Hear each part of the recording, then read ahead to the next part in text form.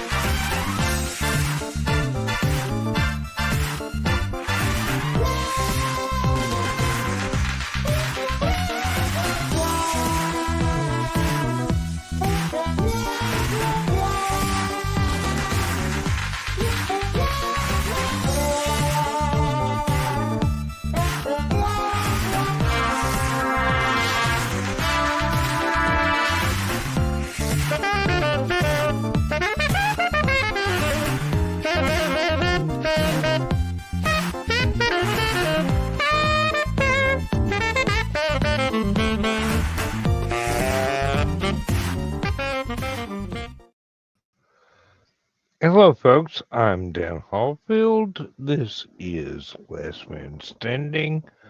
Please excuse me. I am somewhat slightly lit, if not totally illuminated. So put up with it. Seriously, this is my retirement relaxation. Deal with it. With me tonight, we've got Joe Bachman, and we've got Thesis in the chat, who's saying good evening, and we may have him live later on. I do not know, but events will eventuate eventually. So going back to what we were talking about in Stupid O'Clock with power steering, here's an interesting one for you. Back when I was in driver's ed, they had one of their vehicles. It was a Pontiac Grand Am or Grand Prix. It was a Pontiac. It was one of the two Grands. I can't remember which one. Mm-hmm. And this thing, as long as you were in motion, steering worked perfectly fine. But if you were at a dead stop, like you could be idling forward. As long as the wheels were turning, steering wheel moved like there was no problem. If you were at a dead stop, it acted like the power steering wasn't even there. Yep. That was more than likely the Grand Am. My mom had so this one. was a known issue. My mom had one of those. We called it the Batmobile. It had a teeny tiny engine, but it would go like a bat out of hell, which was perfect for mom because that's the way she drove.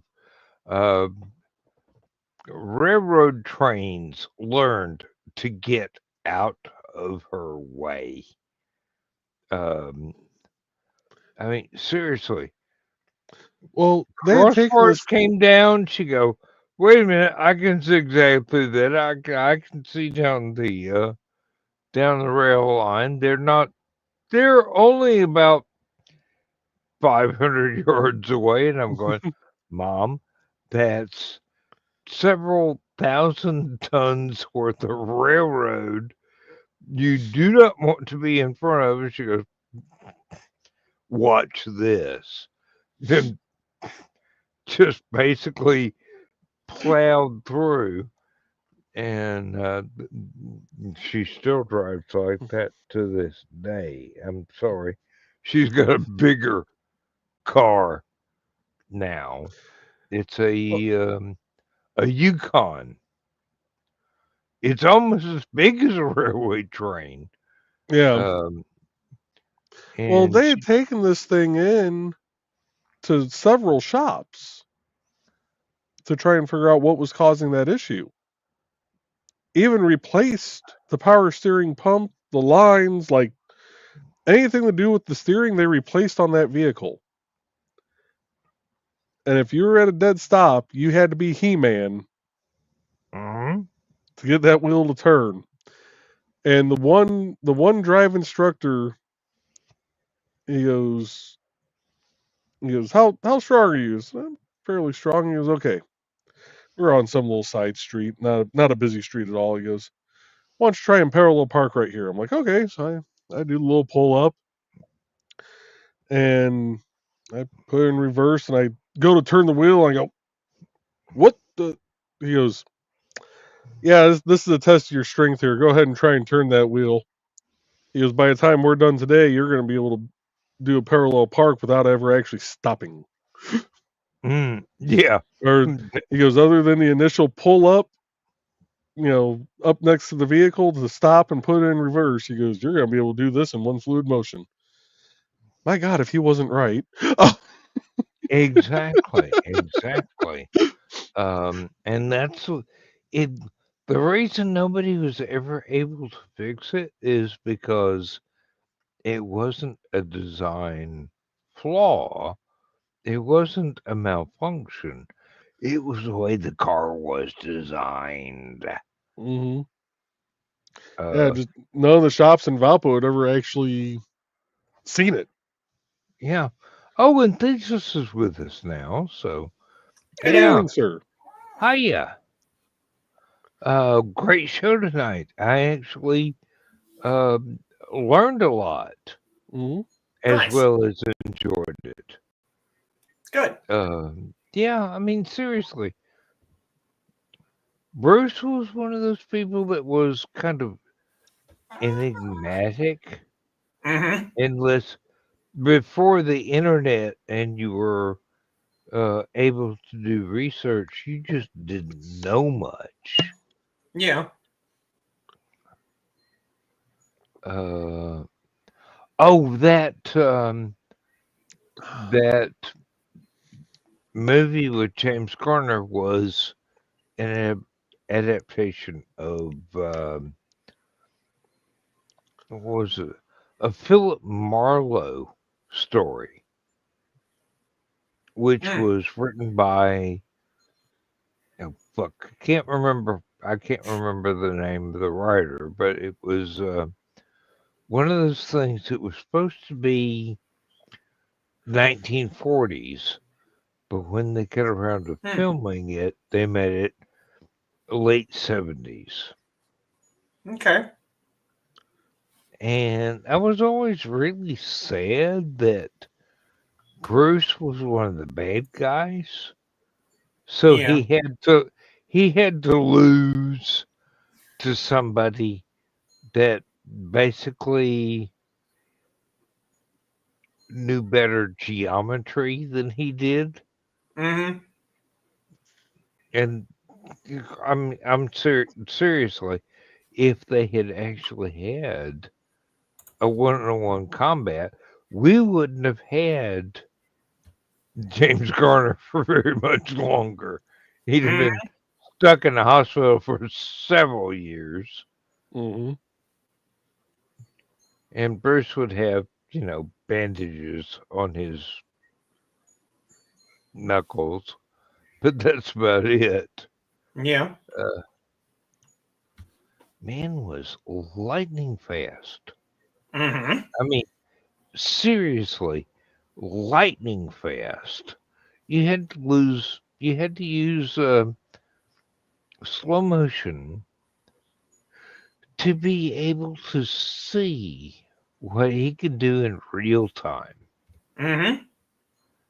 And that is due to, I assume, I hope correctly, a lifetime of practice. Pretty much. He had a very, very good teacher, and he learned to never stop practicing. Mm-hmm. Now, I can understand why Green Hornet, when it was shown in Hong Kong, was called the Kiddo Show with Van Williams, Yep. because basically he did all the work, Pretty and much. the white guy just rode around to the back and goes, "Hey, anytime I get ready to use this tranquilizer gun, you just let me know when it's my time to get out and do that." Of Mm-hmm. course, there were standard American fist fights Yeah. that Van Williams was allowed to shine in, but it was basically 1930s, 1940s gangster film Mm-hmm. choreography. When it came to Bruce, they didn't know how to film that. Nope. I mean, seriously, he was just like, well, I'll put it in slow motion for y'all, but this is what I do. Deal with it. Hmm. Um, oh, the crossover episodes with the very, very camp comedy episodes of Batman. Mm-hmm. Yes, there were two. It was a Mm-hmm. standard twofer for the Batman 66 series.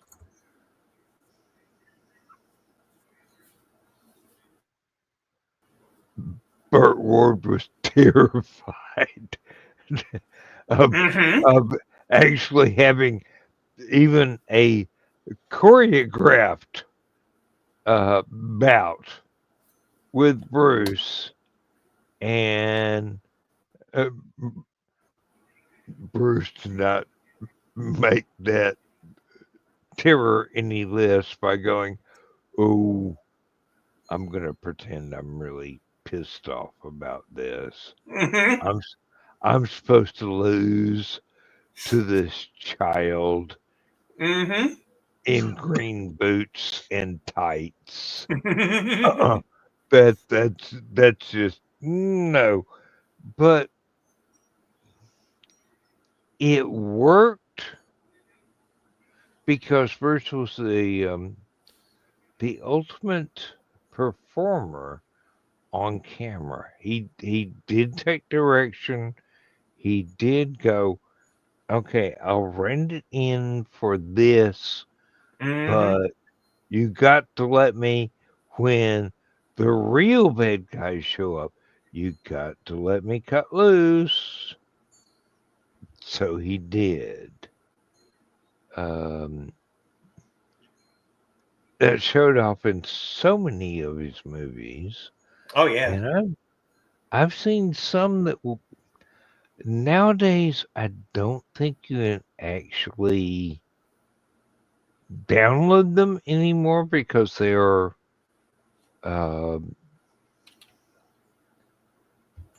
they're considered softcore porn with martial arts added in.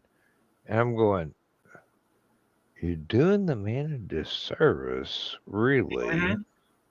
But I see where the studios had the right to do these things, even when they were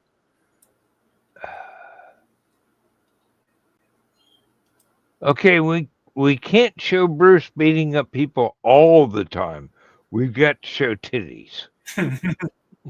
Otherwise, Yeah. the Americans will never buy this film.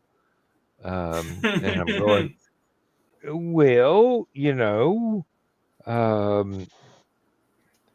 Chinese girls are exactly as equally endowed as any other women on the planet. Okay, we get the point. It's a Bruce Lee movie. We're wanting to see throwdowns, not concubines. Okay? Yeah, Foxy, you're right. Titties are good. Believe me, I totally agree. They're one of the main reasons I'm still alive.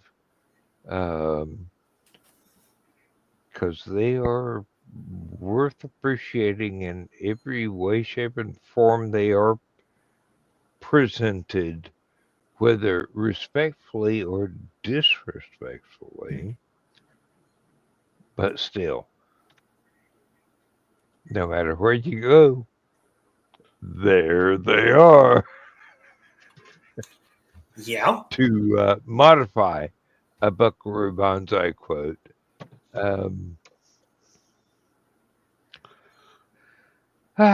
you can tell I've been drinking a whole damn day. I don't care. Excuse me.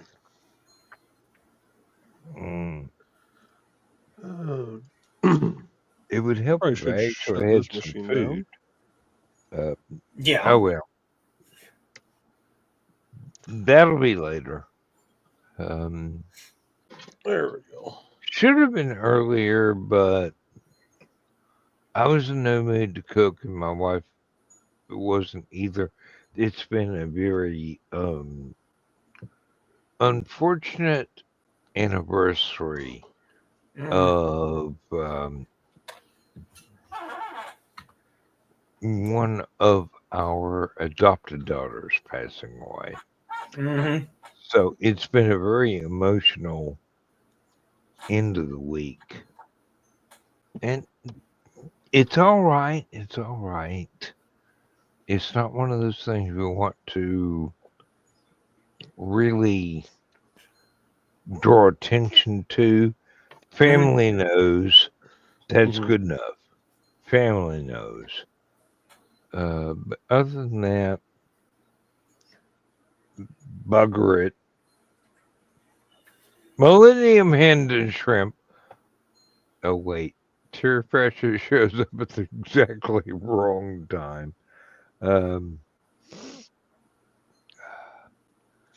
Yeah, we went easy tonight with dinner. We did a manwich. Yeah, nothing wrong with that.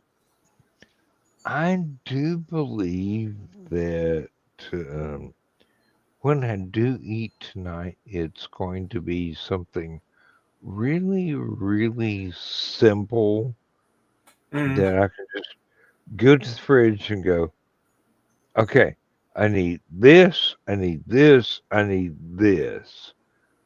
Don't need the stove. Hooray! Might microwave something for a few seconds. Yeah, tomorrow night we picked up some pre-made chicken cordon bleu from Myers. Ooh. Oh, that sounds good. That they have in their meat deli, their meat counter. Nice. We've had those before. They are good. They also, the one thing I love getting from their meat counter, it's a chicken cream cheese jalapeno roll up. They That basically take sounds fantastic. a chicken breast and kind of like fillet it out thin, add a cream cheese jalapeno spread into it, roll it back up, and add a little it's not really a Cajun seasoning, but it's got a little bit of heat to it. I don't know what exactly it is, what the seasoning is they put on top, but you throw those in the oven for like 25 minutes, and oh, they're Yeah, good. Right? sounds like it. One thing I can recommend, um,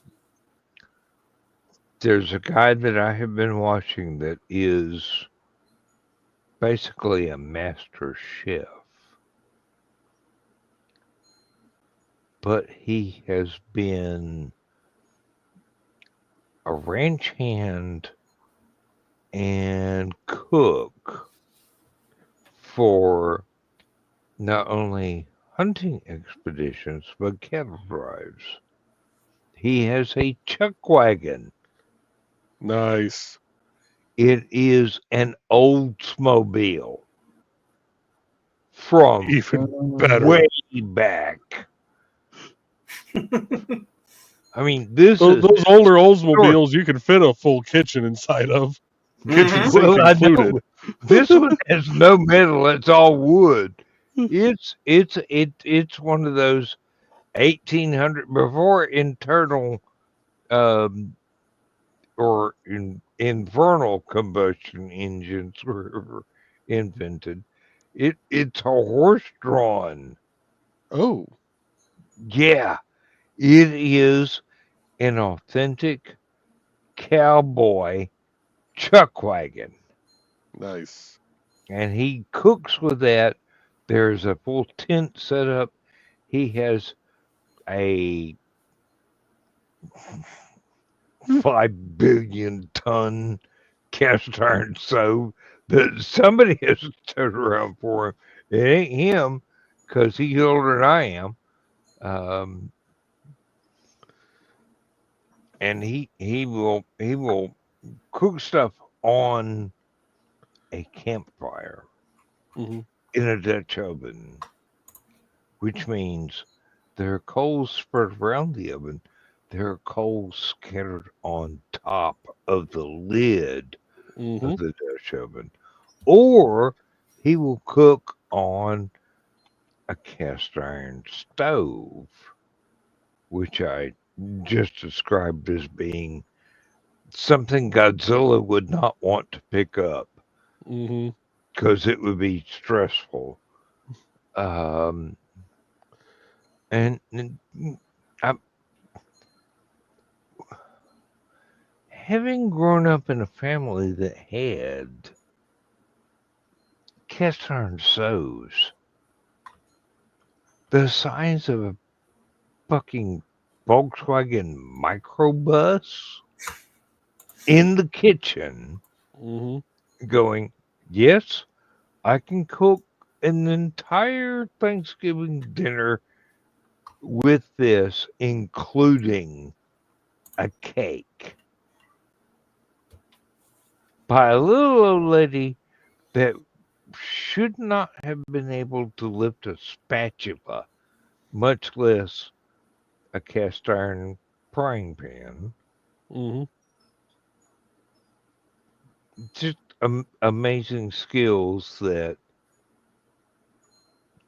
I was lucky enough to have been given a glimpse of these pre-depression uh, World War II rationing era cooking methods, and even beforehand when electricity had not been invented yet. and all you had was the stove. And then in the 30s, you got the outdoor wringer washing machines where you could do your laundry. And instead of washing it in a tub and using a washboard to scrub stuff out, I was very lucky to be born on the cusp of, I would say, quite possibly 3 generations of technological revolution, going between purely wood and coal burning to natural gas to actual electricity was available. Some of my relatives in East Tennessee, the wiring in their house was basically drop cords stapled to the wall, leading to a light bulb in the middle of the room, but there was an antique upright piano in the corner that would not have looked out of place in a church. And somebody in the family could sit down and play that as if they were a member of the London Symphony Orchestra. They had practiced that much because they had nothing else to do except cook and clean and grow up. Oh, Good and evening, Nick. yes, good evening, Nick. I'm glad to see you. We're going okay.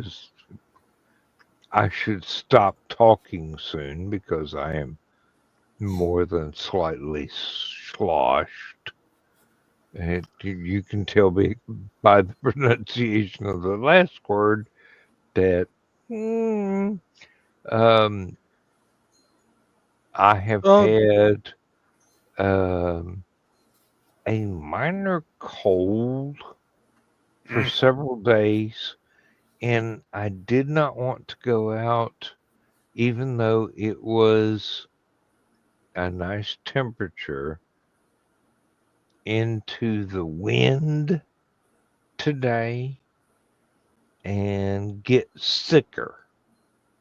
So I just called a sick day and went, nope, antiseptics,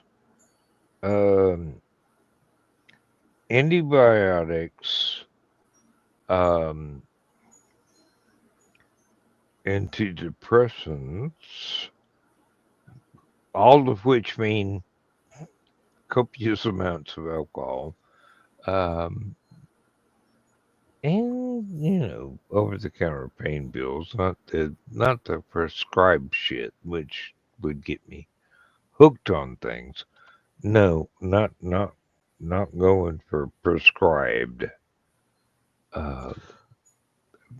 I've seen what that does to folks, including family members of mine. I'm going, no, not for me. I have lived through the 70s. Not going to take stuff that would take me back there. Thank you very much. I already own lots of Grateful Dead albums. I've had the experience, didn't enjoy it, not going to repeat it in the modern day. Don't try and give me prescription crap. I will self-medicate. Well, And actually, believe it or not, I'm feeling no pain. Well, just little bitty bit, but it's just, one nerve. My last nerve, so don't get on it. Um,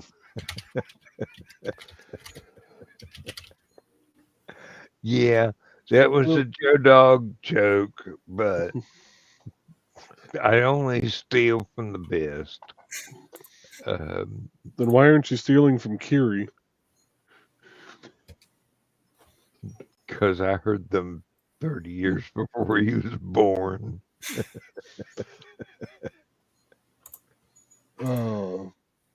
Seniority is a thing. This is true. Now, one of the things I've liked making lately, because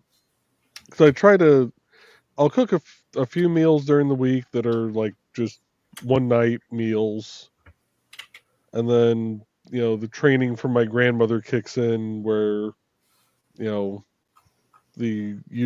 only know how to cook for a small army. And I'll make basically what I call a 3-day meal for the two of us. But I'll take some of the frozen, pre-cooked cube chicken, throw that into a pan with some taco seasoning, boil up a thing of pasta, and then Myers has a salsa style diced tomato. Mm-hmm. So it's not like your diced tomatoes with the green chilies or even like a chili ready tomato. It's basically salsa in a can, just a little thicker. And I'll take 2 cans of that, dump that in with the chicken, let it all kind of cook together as the pasta cooks. Mm-hmm. Drain the pasta, add that in on top, throw a bag of cheese in with it, get it nice and melted and cheesy, and works out great. Makes a meal for about 3 days for the two of us. Sounds delightful, actually. Yeah. It really And then does. the other thing I like to do with those same can of tomatoes, I call it a dirty Mexican rice or dirty Spanish rice because it's definitely not the way you're supposed to make it. I cook up some white rice, add 2 cans of that salsa style diced tomatoes in it, mix it together. Yeah. It's essentially Mexican rice. It would little more of a zing, but it would go well with a lot of different things that you can add to it spontaneously. Yeah, I did it with tacos this week.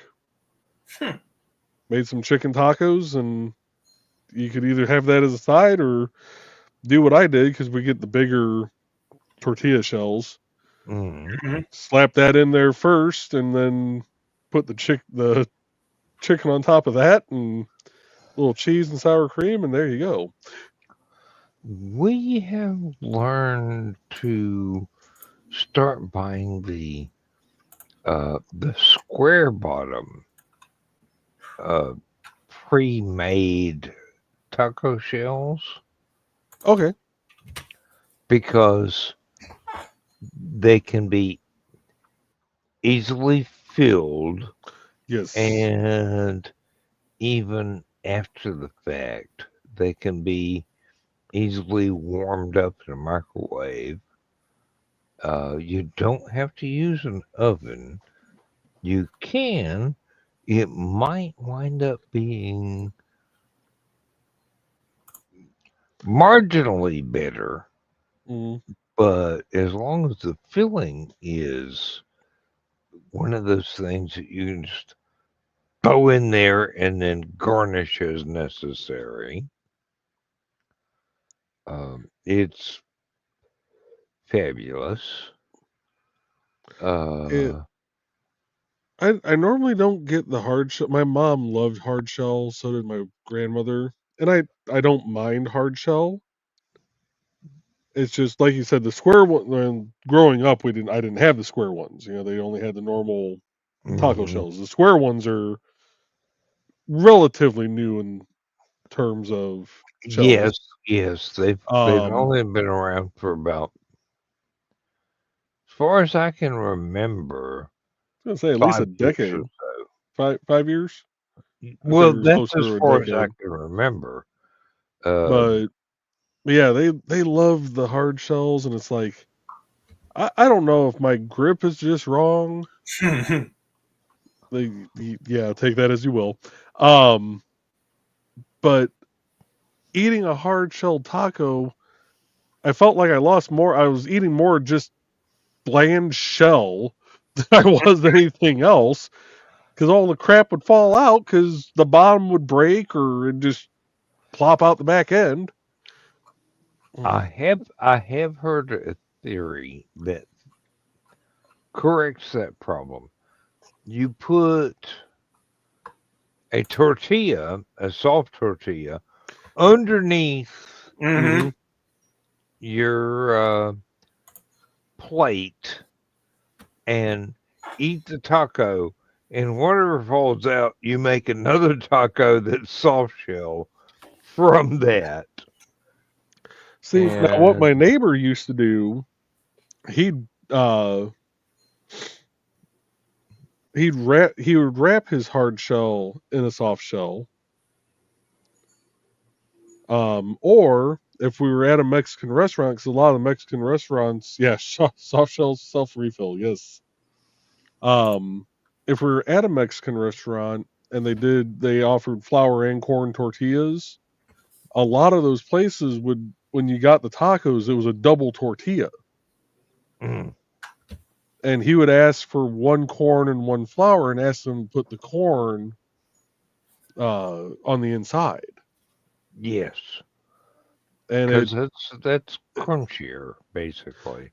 it helped hold everything very well together.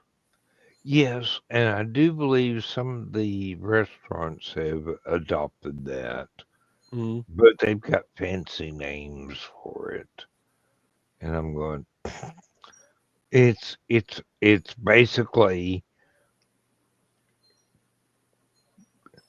don't make a mess, drop on this, and then eat the leftovers from this particular bit. Um,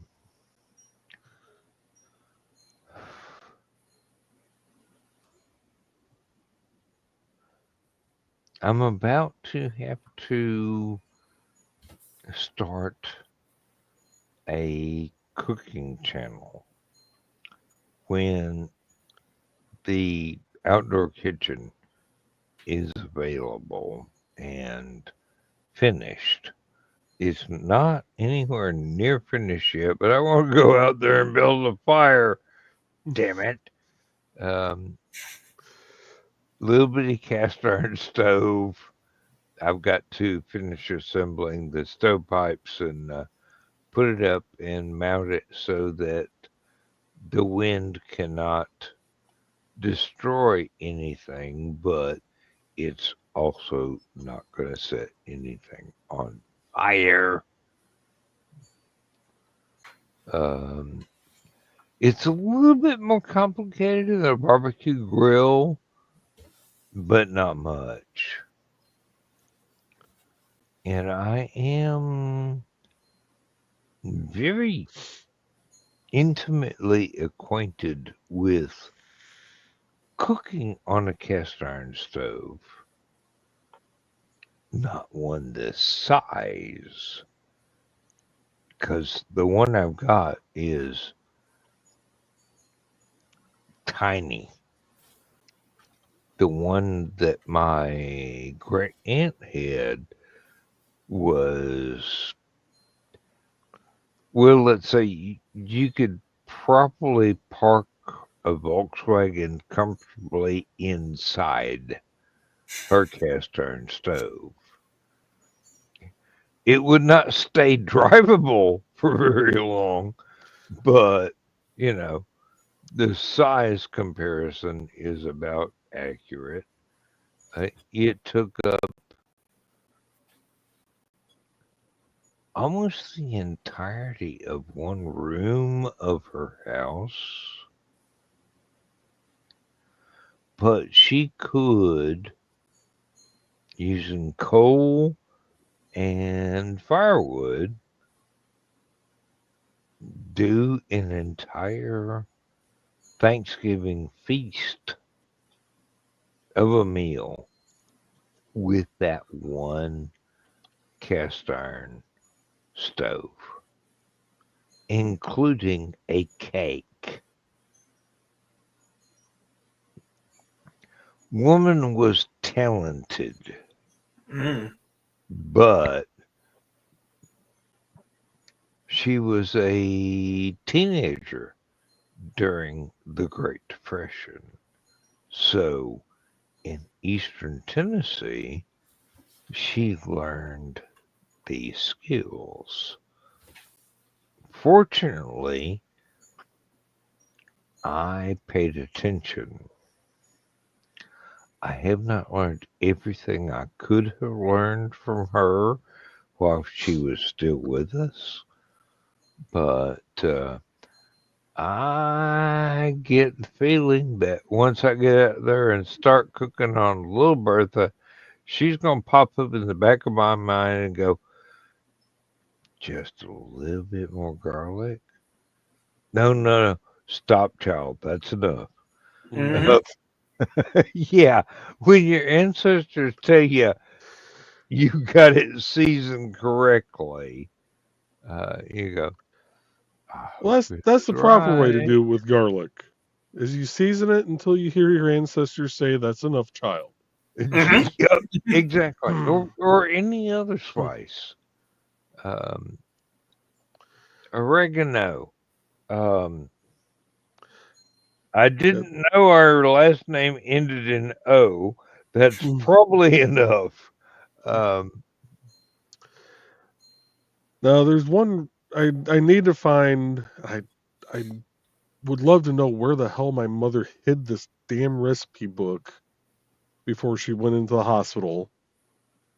But it not only had some of her recipes, it had some of my grandmother's recipes. Oh my God.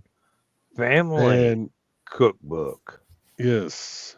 Because I need to find my grandmother's dough recipe. For which kind of bread? For pies. Oh, pie crust, yeah.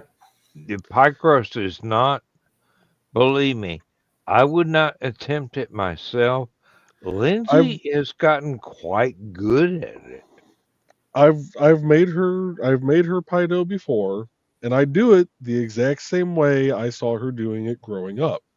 Because if there was one thing I've learned, is you do not deviate in any way, shape, or form from grandmother's recipe. Mm-hmm. You use a metal mixing bowl. You put your flour and your Crisco into that mixing bowl and take 2 butter knives and cut it in. It takes bloody forever. It does, but you it's get well such worth a it. flaky crust on it. And doing I still remember when you do an apple pie or anything that has the top layer of crust. You pour a little bit of milk into the palm of your hand, you pat the top of that crust with it, and you sprinkle a little bit of sugar on top. And then you put it in the oven and go, if I don't have this set right, I'm going to scream.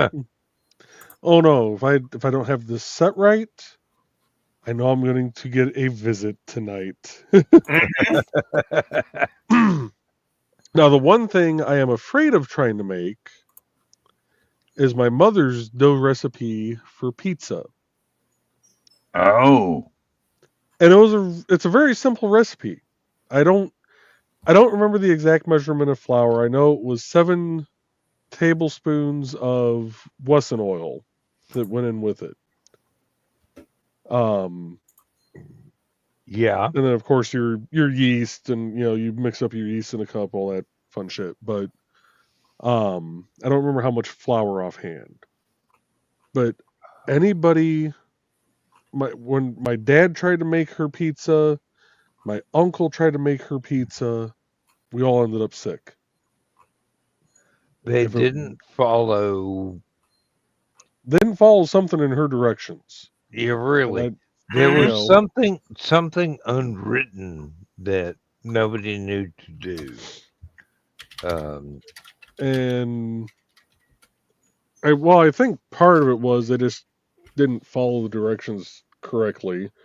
The Mm. other part was they used some of the cheapest ingredients you could possibly get your hands on. No, you Um, don't. You don't cheap out if you're trying yeah, to do something good. there's. I know if I ever do try to make it, I'm going to go out and find. I don't care if I have to order the shit online. I'm going to find the same pizza sauce that she used. I know I have to go to either Strax or Town and Country and get the deli pepperoni sliced thin, the Mm-hmm. sandwich pepperoni. Um, I know the toppings, and the other thing I loved about her pizza was all the toppings were under the cheese. Uh-huh. So your onion still had a nice crunch to it. Your green pepper still had a nice kind of Yes. crunch to it. You know, and she would actually towards the end she started mixing some garlic and oregano into the crust also, into the dough. Ooh, yeah. And She she would, decided there needed to be something a little extra. yeah, and she would, she'd get it. And I still have her pizza pans too. The pizza pans are older than I am. She got them as a wedding present. Whoa, yes. Um, Those need to be passed down. yeah, Wait a minute. In order to pass those down, I'd have to have you and children. you and Trey have to have children. They'll get Um, past the one of the nieces, but well, I started to go, that's going to be a negotiation I don't want to be part of. But but no, she'd get her dough spread out in the pan, pop it in the oven at 500 for about 5 minutes just to pre-bake that crust a little bit, yeah, pull it back exactly. out, add the sauce, all the toppings, the cheese, and this is one of those that I hope you like cheese, because Yeah, you cut it, and if you let it sit for too long before actually serving it, you're going to have to cut it again because the cheese is just going to remelt together. resell or Yeah. reseal, basically.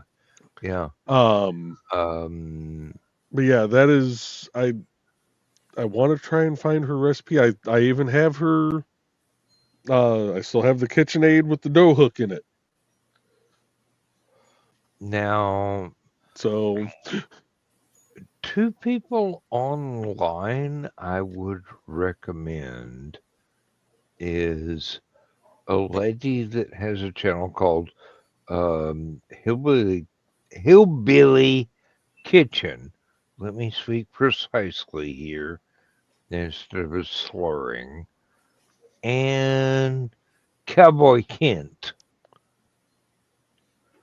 Between those two, you will be able to cook anything in a modern kitchen in traditional Appalachian manner or anything that you can cook over a campfire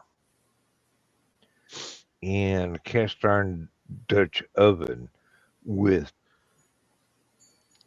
lit coals all around and stacked on the lid, including pies, biscuits, all kind of stuff.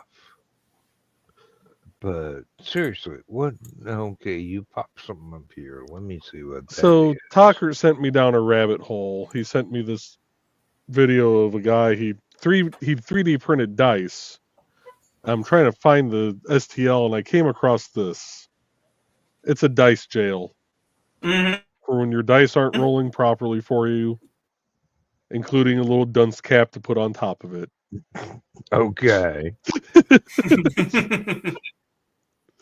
Yeah, I can pretty much see that's But that the could be a thing, but no, the video he sent me, it's kind of it's a flat print.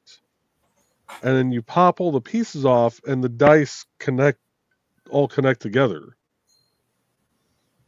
It's kind of like a snap and play, if you will, if that makes any yeah. sense.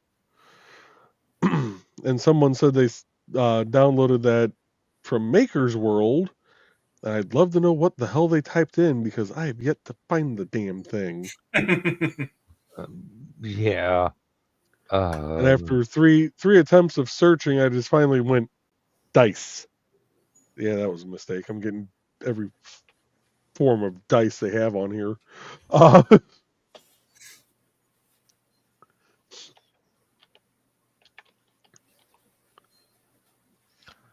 Yeah.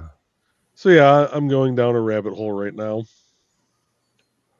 Looking at a bunch of different things going, ooh, this would be fun to print. Oh. Okay, yeah. Go away. Google. Did I do right? Yeah. Apparently.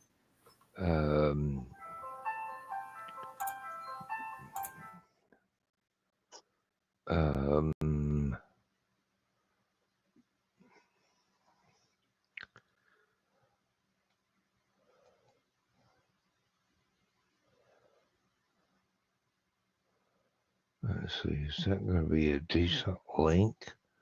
Or is it going to be... Oh, good God, I don't want to save it. I've already got it bookmarked.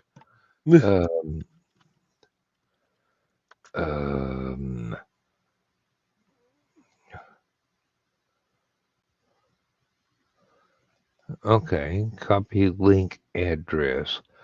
This is Becky Walter, the woman from East Tennessee that does the Hillbilly Kitchen.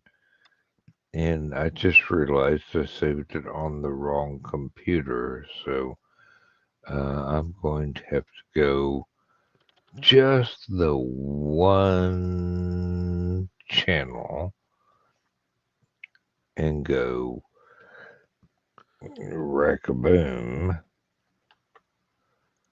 And if that works, that's great. At least it didn't repeat 17 times if it didn't work. And Cowboy Kent should be relatively easy to find. Really just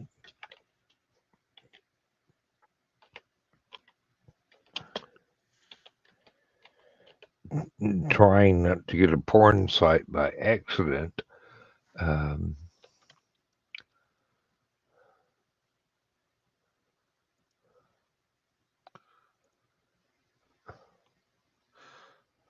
found it. You found what? The dice set that Oh, has sent me the good, video good. of. They also have, and this is kind of cute. This would be fun to print. It's a chess set.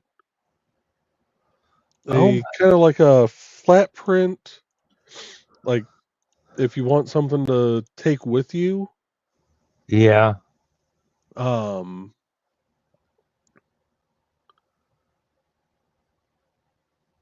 I might have to try and print that. All right. All right. I'm going to go with this one and copy the link and pop back over here and post the link.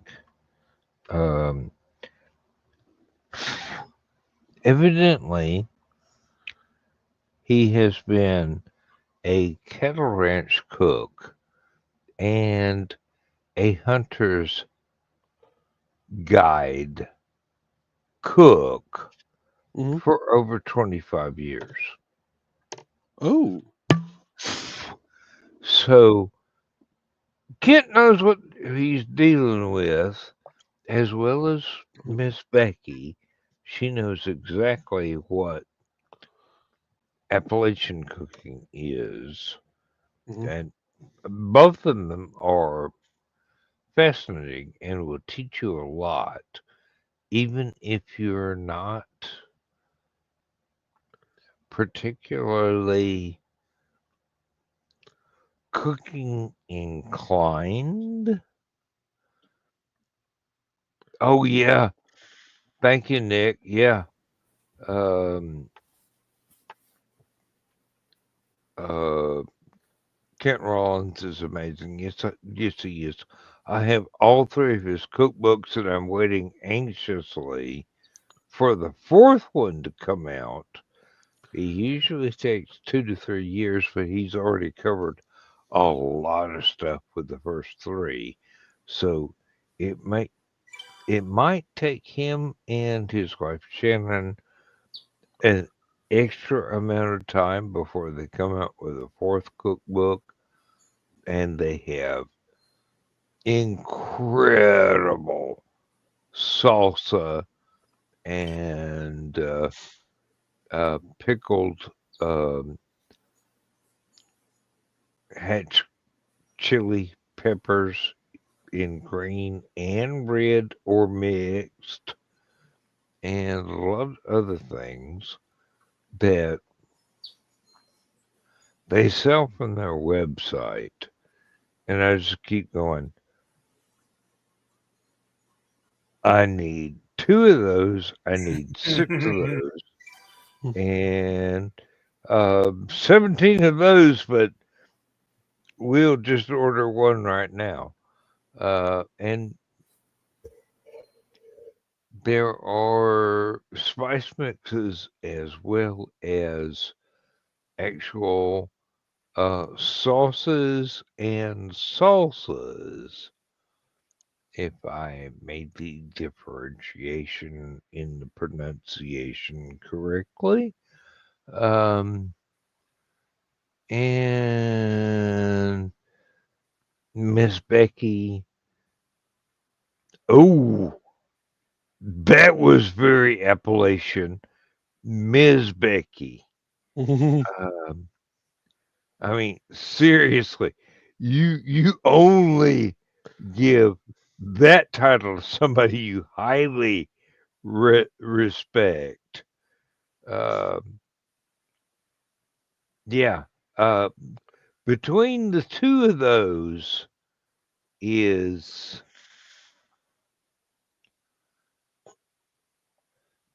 a plethora of not only southern but south central, southwestern cooking as well. Um, if you ever have an itch to go, I wonder what cornbread tastes like in North Carolina, go to Miss Becky. If you want to find out what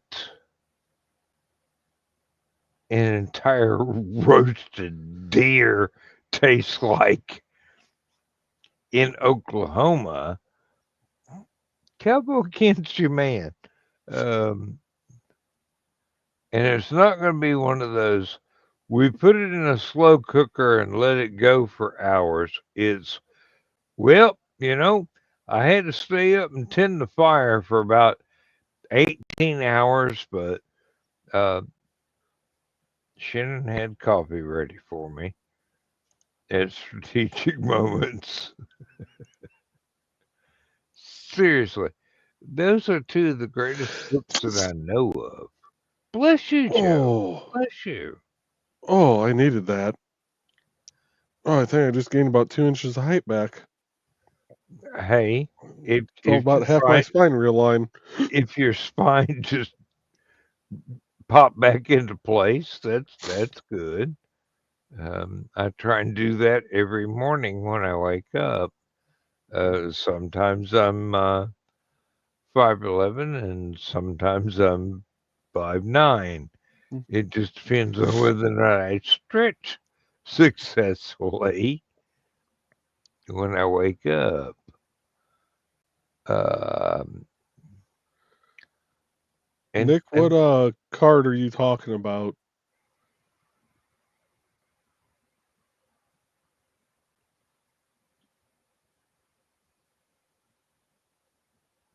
If you're Nick, talking about the kit card, and it basically says you're not allowed to resell it or anything. Oh, shut up. Share some license. Yeah. yeah. Although when I was a child in East Tennessee, it wouldn't be hours of smoking some kind of meat for Thanksgiving dinner. It would be 6 to 8 months in the smokehouse, Hmm. and it would be constant attention to make sure that smoke, and usually it was hickory or apple or cherry or some mix of the three. Hmm. Because mesquite was one of those mysterious things you only heard of in Roy Rogers movies back in the day. It was not something you could get. Uh, My uncle used to cook his Thanksgiving turkeys over an open pit and would stand out there, get out there at 3 in the morning, and hand crank the thing all day, and yeah, based it in a red wine sauce. I can probably reproduce that sauce because I know fairly well what red wine goes with fowl. Hmm. Um, I usually use the same thing for beef, but I have an entirely different white wine that I use for chicken, and I so seldom cook fish that I've never had to figure out what the hell works. It's just basically we'll buy what's in the grocery store and put it in the oven, and that's it. I don't do anything fancy with fish. I'm I've caught my share. I've eaten more than my share, but That's fine. You're just eating my share. I'm one of those. I don't dislike fish, but I have to be in the mood for fish, or my body has to be going, "Hey, there's something in that fish that I want." yes, I'm suffering a mercury deficiency. Give me that tuna. Mm. Um, Well, now sushi is a whole nother story. I'll That's go out and eat sushi a couple times a week if the bank account allows for it. that's basically rice with additives. Oh no, the place we go to, they put a good chunk of fish in there. I did But know a fellow. Sadly, he has passed away by now. He goes, I'd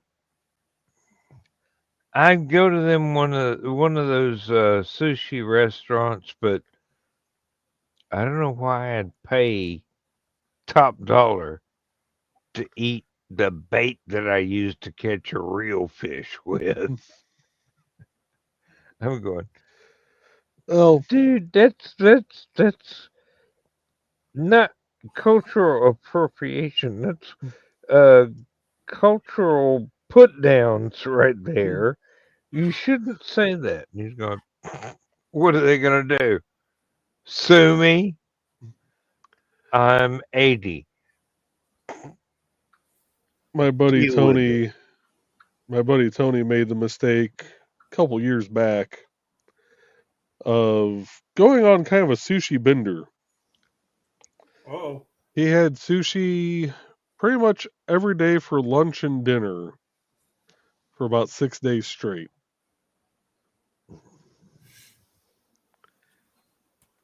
And when I say his skin was gray in color, Mercury I poisoning. mean he could have passed as an alien in some of the older movies. He was about a day away from me just finally going, okay, dude, get in my car. I'm dragging your ass to the hospital. Mercury poisoning. Yeah. Yep. We were taking him soups. We were taking him actual food. Yeah. Wait a minute. I heard a beep here somewhere. Oh, that's what that was. Yeah, that's the little like fold up chest kit. Huh. Little flat print chest kit that they have. And then That's on the bottom neat. of the board, it'll flat pack the pieces for you. Oh, nice. Oh wow, that's really nice. Yeah. I know a couple of libraries would love to have that. Oh yeah, yeah. Of course, some of the patrons of the library would lose everything immediately. Yeah. Or steal it. And this is the they wouldn't steal it because it doesn't have any resale value at a pawn shop. It would be mostly, I'm too bored to put stuff away. Which would be the really horrible worst case scenario. Stealing it would be goofy. Leaving it scattered all over a 3-acre library would be their cup of tea. Hey, I don't know how to do this. It's not blackjack, so it's not. This is the dice set flat print that snaps together. Huh. Dice that snaps together. Yep. It snaps I'm together. I'm sorry. Give me a minute. I gotta process this. That's such a foreign concept to me. I mean, seriously, you go to the comic shop and you can get real dice that exist in 3 dimensions without any snapping together. This would be a good one if they allowed for commercial use. It'd be a good one to sell at cons, though. You could customize it. Yeah. Yeah. So yeah, I may have to mess around with that at some point. Yeah. Storm. I Yeah. got the links saved. I'm gonna have to transfer them over to the other computer, but Really. well, for some reason the software on the Mac, and I'm guessing it's just the difference between Mac OS and Windows. Um, there's certain things that I can't do in the Orca software here that I can do on the computer behind me. Huh. So Well, I've just gotten to the point of I'll just load it onto that computer, tell it to print, because they both of them communicate wirelessly to the printer. So I'll just load it on that one, run any fixes I need to on there, and tell it to print. That way, I know it should print without issues. should. Yeah, keyword. Um, That's the operative word. but I'm gonna, and then I just use the Mac to do the stream with. Yes, I need to send that over to you still. I'm waiting to hear back if they're good to use with the artillery printer. Some printers are finicky about the type of filament you use. And while they do say they're rated for high-speed printing, I'd still like to know a little more before I take the risk of gumming up the nozzle and having to figure out how to tear the machine apart to replace the nozzle. I'm sorry, but you lost me at artillery printer. I'm going, well, are we talking about trebuchets or Trying to find it. cannon There it is. or what? Well, But I actually artillery has a lot of meanings. Well, artillery is the brand, but I did print this off for Nick. It's a little Nerf gun. Oh, he'll love it. He will absolutely love it. He found the print for it, sent it over to me, and that was actually printed off during one of the live streams the other day. And actually, I might be able to get that to fit now. I think about it. You've got the files. Yep, I got those little files. You got that I the can run through needle there. files, is what I Yep. do believe you got. Is a set of,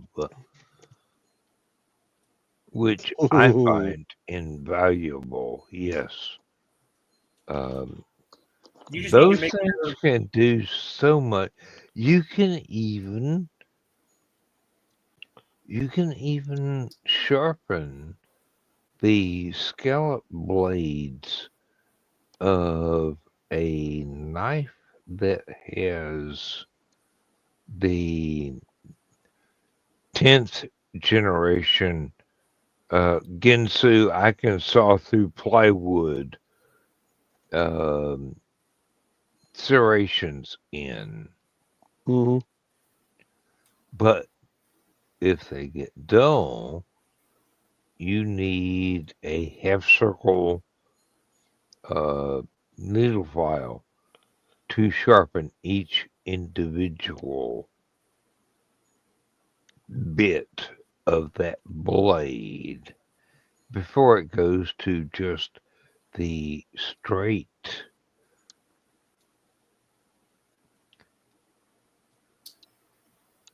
European sharpened edge. Mm-hmm. I love those combo knives, but sometimes they are really aggravating. And it's not because I'm using those knives to saw through entire sheets of plywood, but they would make quick work of entire sheets of plywood. As one knife fanatic to another thesis, some of these things are just beyond awesome. And you can buy them as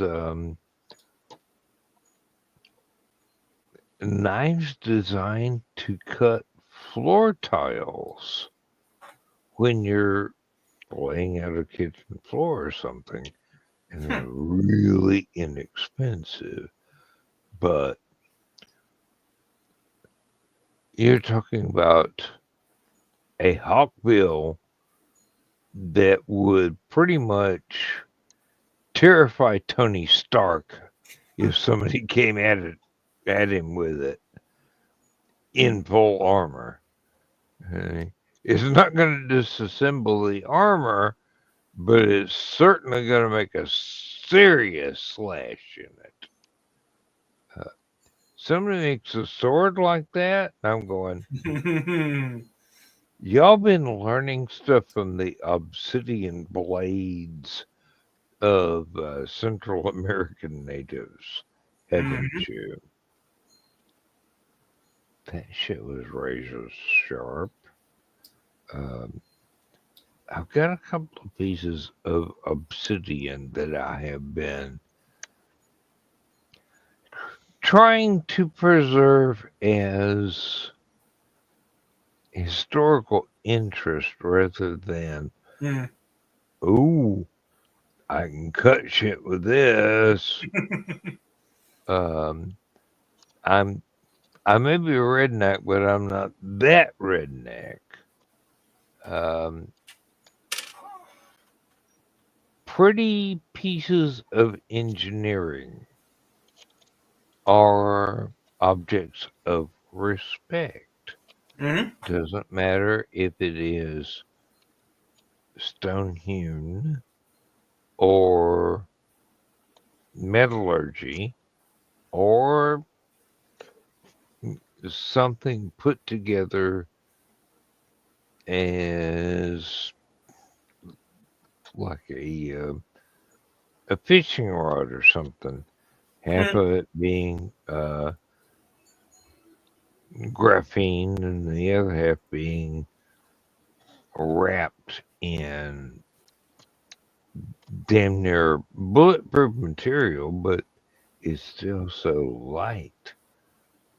You can attach fishing rod or fishing reel to the rod, and it doesn't weigh much more than just the rod by itself. And I've seen several people just run line through the different eyes of a fishing rod and sit there and treat it as if it were a bamboo fishing pole of whatever length and just not have a reel attached whatsoever. You just, oh, I'm holding on to this. I got a bite. Yank, tug, yank, tug. Reel the Yank fish tug, in. yank tug. That sounds like a Saturday night for me.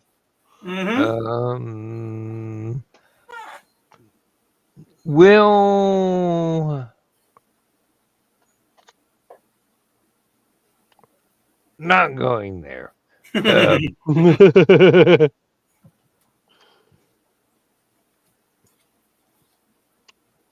Yeah, Nick, the serrated blades are fun to sharpen, but they are very, very painstaking to do.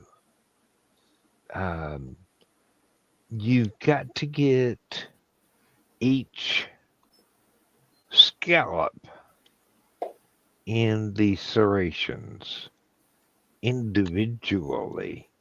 Ooh. So it takes a while and it's kind of finicky, but it's not only rewarding to have a a pocket knife that can cut through basically sheet steel, briefly, but it's something that you can use for not only casual woodwork, but occasional cooking. I mean, you're not going to find a better way to disassemble a turkey or a duck or a chicken than I a got it to go together. serrated blade knife. Now, before you send that to him, you have to make sure that it has the ugliest, eye-bleeding gradient paint job you can find. This is well within his wheelhouse. Uh-huh. See, now I wish you'd given me that idea before I finally got that damn pin to go in. Because that pin ain't coming back out at this point. It's in there. Well, you can still paint the outside. It's all right. Spray. This part's gray, this part's darker gray, this part's darker gray, this part's darker gray, this part's black. No. Here you go, Light Nick. gray, Enjoy the light fucking gray, this. light gray, slightly darker gray, getting just about to black, and then you just go red. Red. Yes. Because you're already in the danger zone by then.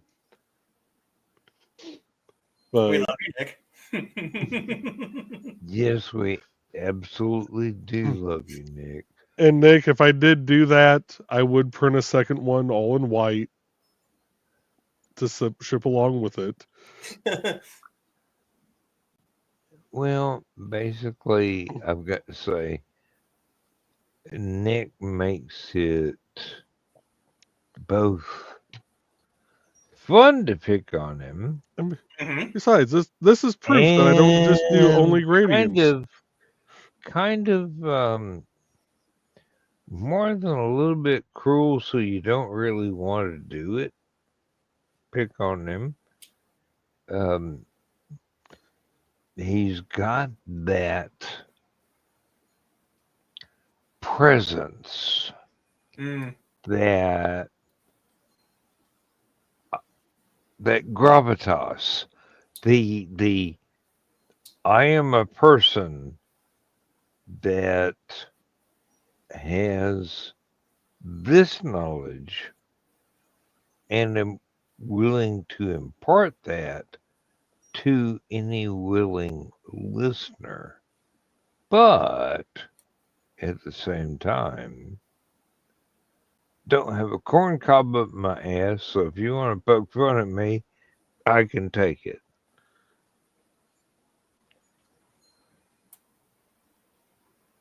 Now, Nick, if I'm totally wrong and you do have a corn cob up your ass, I don't want to know. Yeah, I'd rather not have that information. Thank you. I respect you highly, dude. You have more knowledge at your fingertips and within your search engine grasp that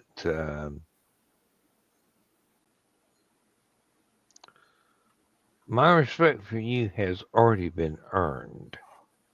Well earned. And it will not ever turn into ridicule, even though I have a hard time keeping a straight face and not making jokes about the simplest of things, which we have found out already.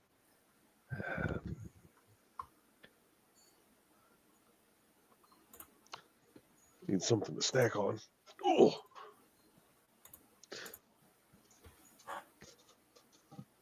I am so not touching that line, Joe. The wife's upstairs. I know, but still, It's a short walk, but I don't want to see it. It's none of my business. The headphones won't reach up there. Oh no, they will actually, because the bedroom's just over there. Anyway, carry on.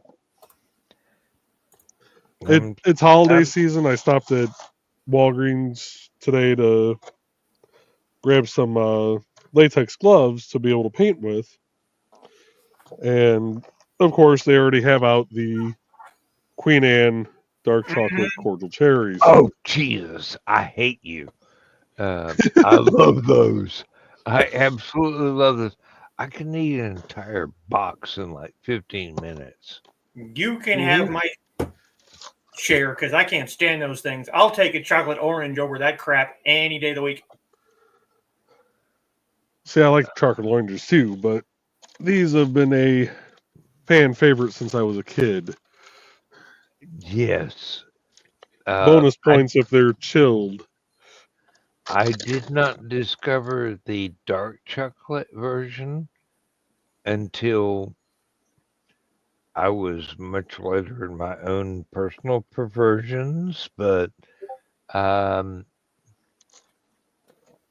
my God. No, yeah, Nick, we are exactly going from lust to gluttony. But dark chocolate was introduced. I have no weaknesses. This is my kryptonite.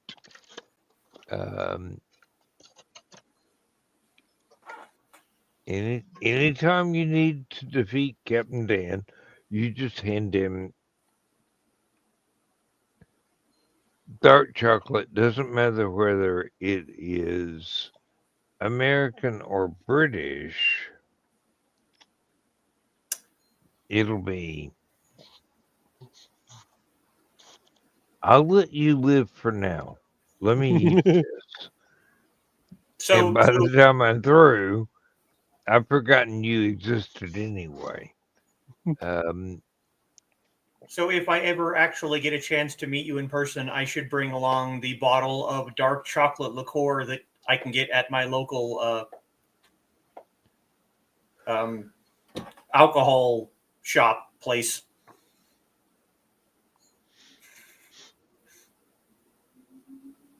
I'm not sure how to react to that thesis.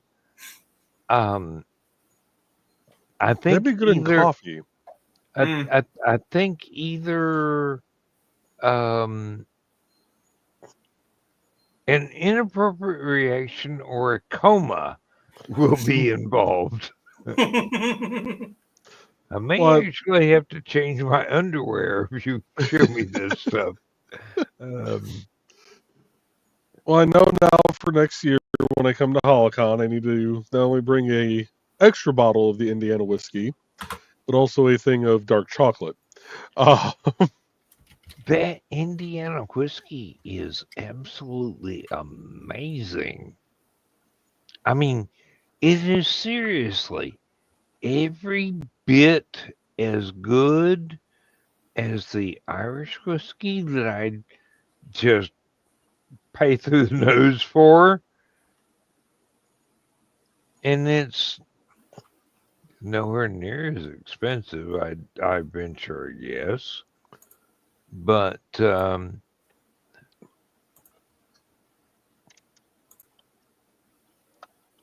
don't go near Lindsay with the dark chocolate because she will probably have a negative reaction. And I'm not just saying that because I want to hog all the dark chocolate to myself, but no, she's very fond of British milk chocolate, like Cadbury's or stuff like that.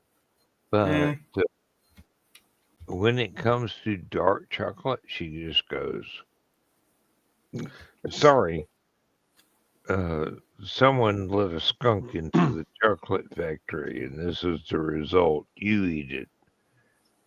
So the just whiskey bourbon whiskey that I brought down, the 375 milliliter is $30. The 750 milliliter is $45.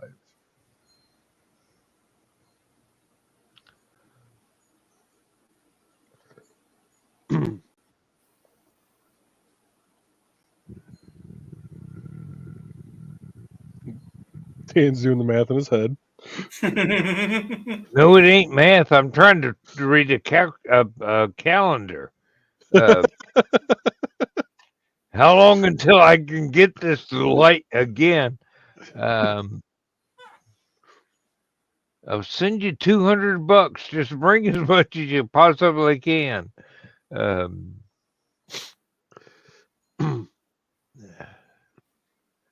It'll be PayPal, but you know, it's still $200 is $200. That's a good night anywhere with any price of a companion. You may negotiate, or it better be. And apparently their recipe is 80% corn, 10% wheat, and 10% barley. Yep, that's Kentucky stuff right there.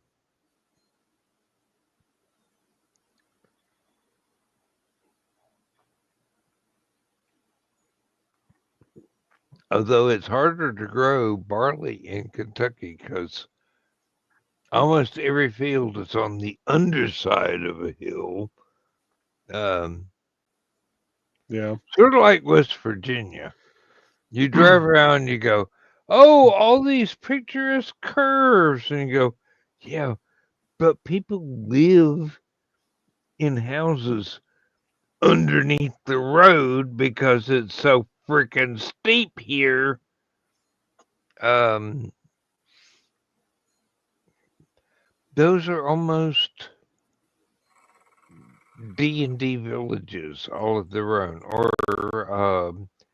random castle encounters, or whatever. Somebody has a very, very steep hillside, and where your adventure takes place is on the underside of that hill. It's West Virginia, or Kentucky, or some of Virginia, not all of it. Of course, if it was Tennessee, it'd be underwater because TVA would have already drowned it by now. Sorry, people need electricity. We got to build a lake. Fuck off.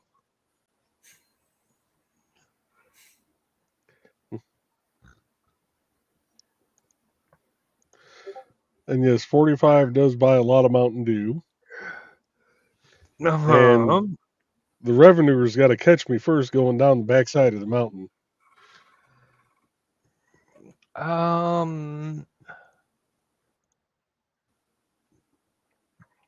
There are roads they don't know. I do, but they don't.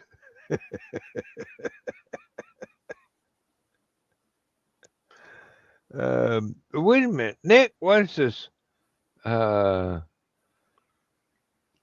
I'm not going to get revenuers after Joe's ride, and puts a new spin on the stories of Kentucky goblins. Believe me, Nick, the only goblins in Kentucky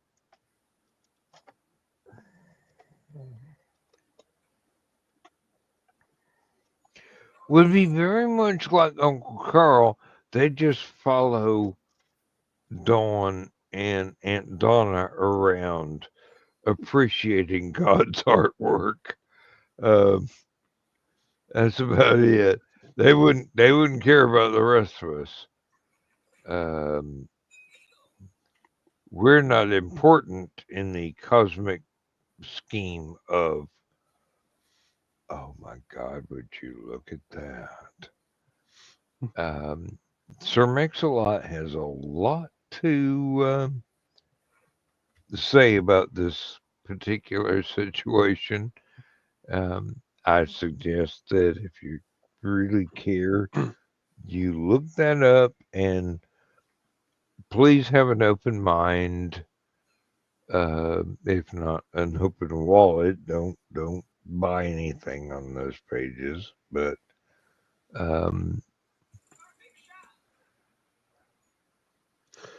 Oh, the town code enforcement officer used to think he had a great ass because every time he left somebody's house, they said, "There goes that ass again."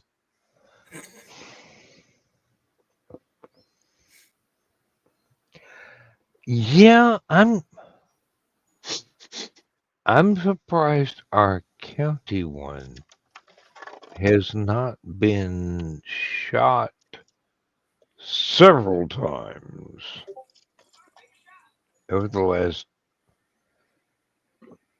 20 years.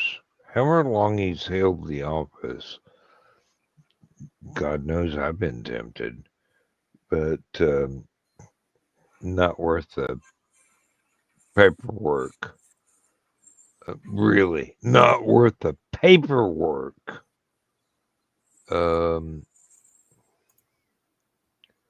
Just Well, it's a pain having to call 811 first so that they can mark out the line so you know where to dig. And then sometimes they take days to actually get out there.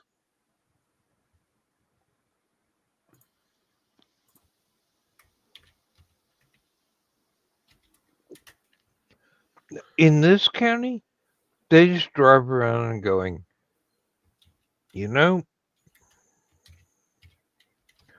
you're going to have to disassemble your fire pit because you're not allowed to burn garbage, paper, plastic, whatever, in this county. And I'm going, do you want to come and pay to take it to the landfill? Who's just going to do with it as they will? He's going, not my problem. I'm just here to tell you I'll write you out a ticket if you don't disassemble that magnificent barbecue grill that you got that you're just happening to burn paper in. Okay. We will comply. Go away and I will let you live.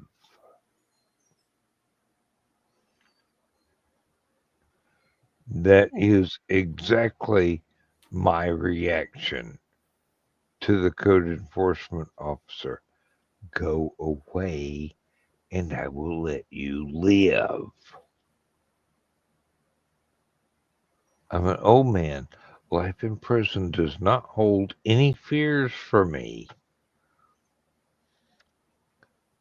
I've been married 3 times. Believe me, life in prison would be a vacation. Except for Lindsay. I would miss her because she's really nice. She really takes care of me. She keeps me alive. Especially when I'm not particularly motivated to take care of myself, and she reminds me that I need to because people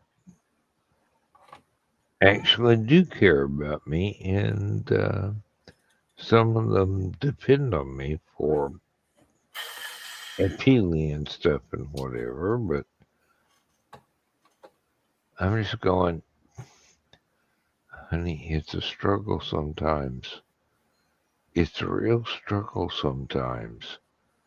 I don't know why I keep trying. Nothing works. Nothing works at all. I keep working my butt off and it's all just seems like wasted motion. I have stuff to show for it. Mhm. There are things that get done, but there are times when it feels like it's all just a waste of time. And she's there, and she reminds me that she depends on me, Hmm. Mhm. and other people depend on me too. And Mhm. not just for selfish reasons, but because I can impart knowledge that I have gained over the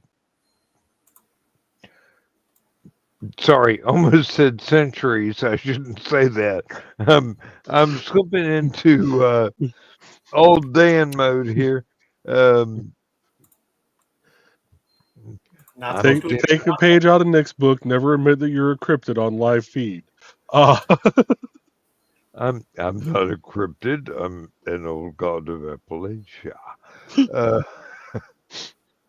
even if I can't pronounce it correctly. Um, no, next Hallowcon. I'm going to have to bring the coat, the boots, and I don't have the hat anymore. I'll have to buy another hat, but it's one of those things I think I can find if I can ever get the right damn size. Because as egotistical as I am, I still wear a size small hat.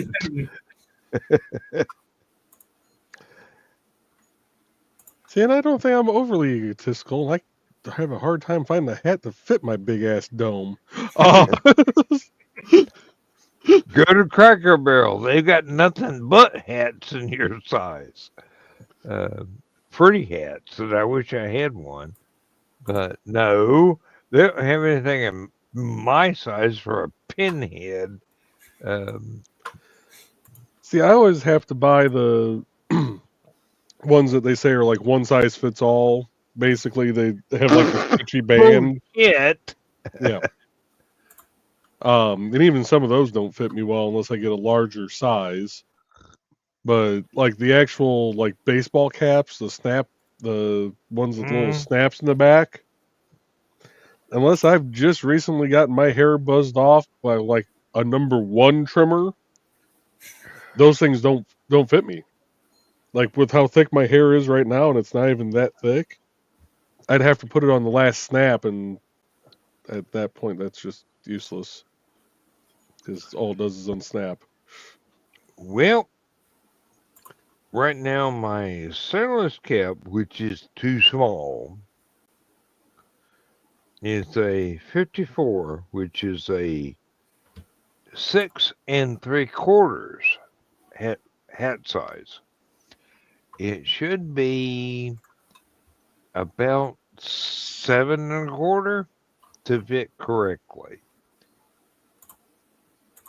Um, I don't know what that is in centimeters because I don't know how 54 relates to 6 3/4, but um, it's an online thing. I can buy another sailor's cap and get one a little bit larger and a little bit larger and a little bit larger until I get the right freaking size. My original one that actually fits had been worn so often the size marker had vanished into the headband. And Lindsay has made it clear, and I've made provisions for this, that that particular hat is going with me to the grave rather than any of my children getting it and suddenly being possessed by the undead spirit of Captain Dan. Um, and I'm just looking at my kids going, y'all would have fun with that. Oh, wait a minute. You have morals. Sorry. Um, I don't have morals. I have a very, very strict rule of manners. They overlap, but they're not the same thing. It's like I'm totally free to do whatever I like, but the things that I like include doing no harm to anyone else. Although frequent smartass remarks are allowed.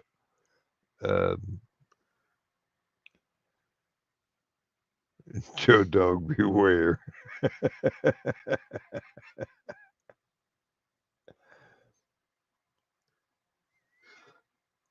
Oh. I need to Oh, see. Oh, that's not until February. Okay. endangered plants are expensive for ground cover. Yes, indeed.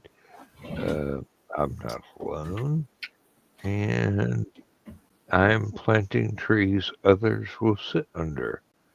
Um, Unfortunately, I think I am planting trees that stupid people will probably use for firewood. But right now, I have an oxygen factory. I'm planting things that produce air for all of us to breathe and clean out all the garbage that our species puts into the atmosphere. That does sound kind of political, but I didn't mean it that way. I'm just going, I hate people.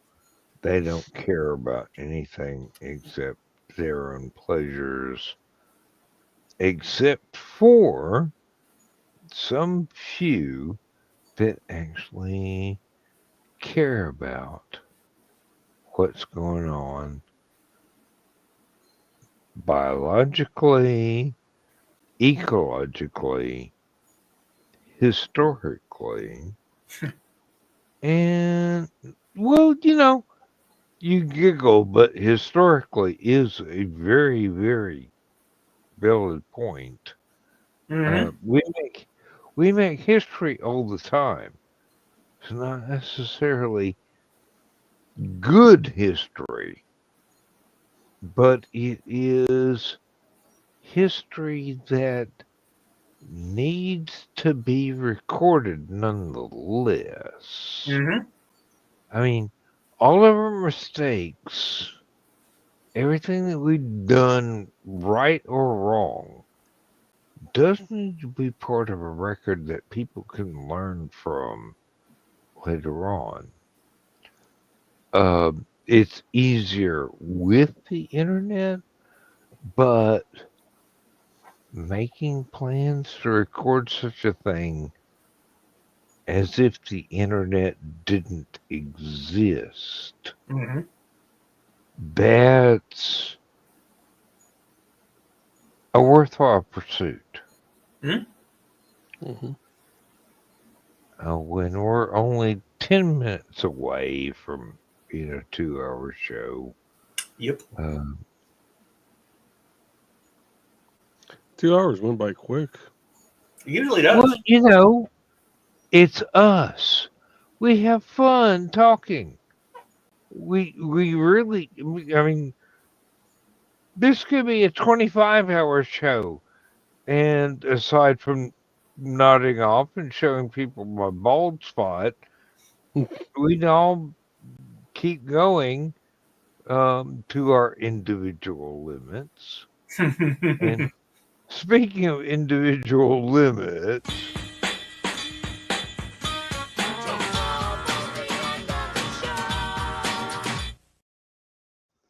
I really hate the fact that the one Joe Dog uses is in better focus than the one that he gave me.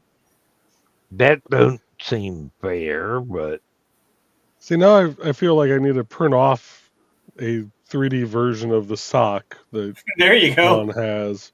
3D print the sock. wait a minute. Dawn's sock is a 3D print.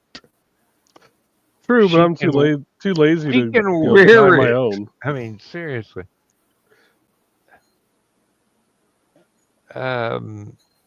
You are free to do whatever you wish, my friend, but I was piss painted off, as a gradient. piss off Dawn at your own risk. Don't involve me. Even Trey's gonna go up. You're on your own, kid. I'm gonna go over here and read the cats and the rats and whatever. I can't say anything bad about Dawn ever. She makes my shows go so much smoother. I really can't think of anything bad to say about Dawn. I mean, seriously. And she promotes NDCD a hell of a lot better than I do. And I'm the one that runs the damn thing.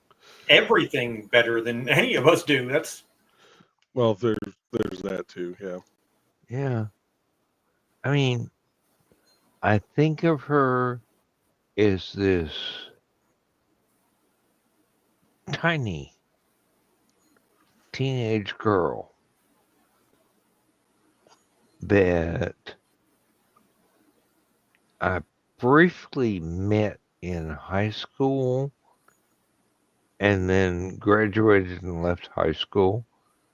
And she grew up to be Queen of the May. And I'm going, yeah, she's really fantastic, but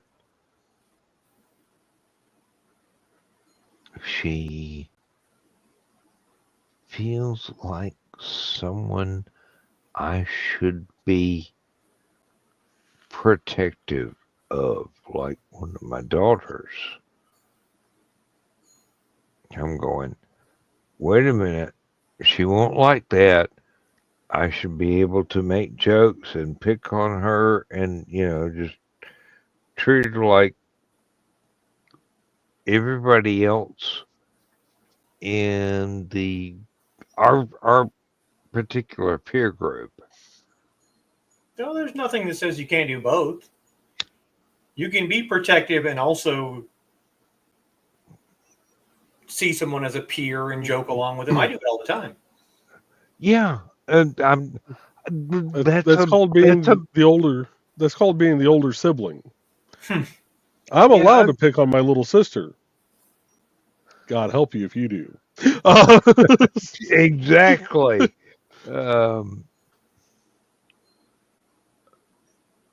Because even the old gods will not hear your screams. Hey, that's one thing I'm very thankful for. My younger sister and my younger brother do not need anyone to protect them. God help you if you cross them. My little sister will pick you up and rip you in half and throw the bits over her shoulder. My little brother would just make you never have existed.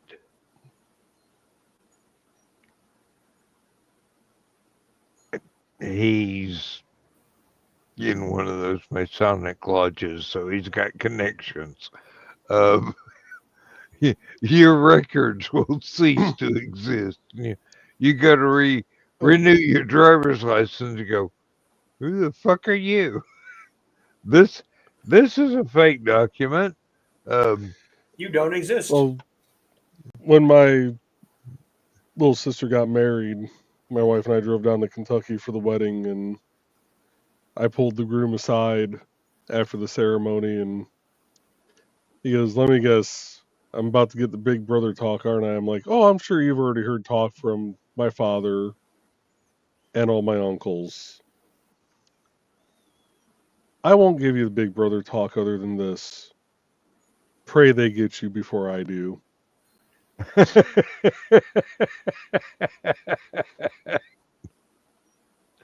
That's a serious threat right there. Um, They'll at least leave something for your family to bury. You have connections in concrete and building materials and various other ways to dispose of, unwanted. Well, he also knew I was the most tech savvy of the whole group. And he goes, "There's probably not a place in the world I could hide." I said, "No, there isn't. I have friends in multiple countries." I just look at people and go, Mom has rose bushes that really need to be fertilized. And Yes, they Nick, go, I know I got the same pre-wedding discussion for you. Yeah, see, Nick didn't need to give me the pre-wedding discussion with my wife because well, as good as a swordsman as Nick is, Cliff still scares the hell out of me a lot more.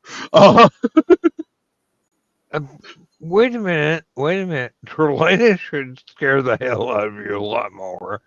Oh, she does, which is why I won't cross her. I can't sleep with one eye open. And her promise of, she will never kill me in my sleep, I will be armed, awake, and facing her, doesn't give me any comfort either. No. But at least you would see it coming. That would be better. That'd be preferable. You die on the battlefield. There you go. I don't care if I go to Valhalla or not. Really? I don't have siege weapons. I'd rather see it coming and be like, okay, this is going to hurt, but here we go. Hey, nope. I am not going to piss off Trey. I'm not going to piss off Aunt Donna. I do not have access to my little brother's, my cousin's 9 nuclear missiles. I have no defense whatsoever except I'm a fucking redneck. I can go hide in the woods. That ain't gonna do me a damn bit of good. Not really, no. I might live for 50 extra years, but I can be found. We're down to the final minute. Yep. Yes, I know. I hate it, but thank you very, very much for being here, guys. We're all 3 on NDCD. If you want to know anything about what we do, look it up, ndcd.org, because it's too much fun to be a .com. Mm-hmm. Thank you, Richie, for copywriting that. And I will say that there's not a ceremony to this. And yes, I do have the bedtime story written to play as in credits, but I'm getting tired of that shit. I need to rewrite it and do something different. So we will just say, here's an advert from a magazine, and we will pretty much see you Thursday night, Saturday night, and if you're not Have you stupid, guys we'll see you on decided Friday if we're doing a show next Thursday? That's up to Joe Dog. I don't have the faintest idea. I may be off with my mom for Thanksgiving, so I have no idea Okay. what year I will get back home. It's up to mom. And believe me, I don't have that much time left with my mom, so I'm glad to spend every bit of it I can with her, even though she says it's not enough. But Mom, I can't move in and become dad and do everything he used to do. That's weird. I'm not going to do that. Um, considering how similar we are. All the girls in the world beware. Yeah, Dad's gone. I'm still here.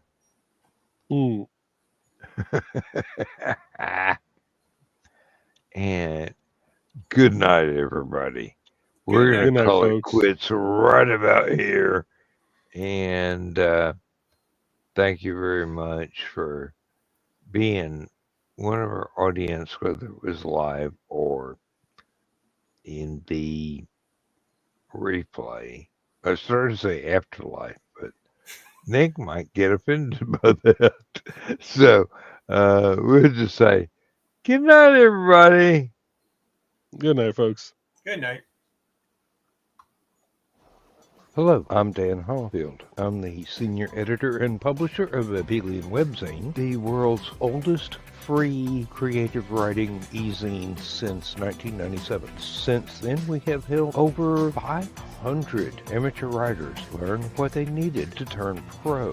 www.aphelion-webzine.com and read not only what we've got going on right now, but 28 years worth of our archives of stories. Thank you very much.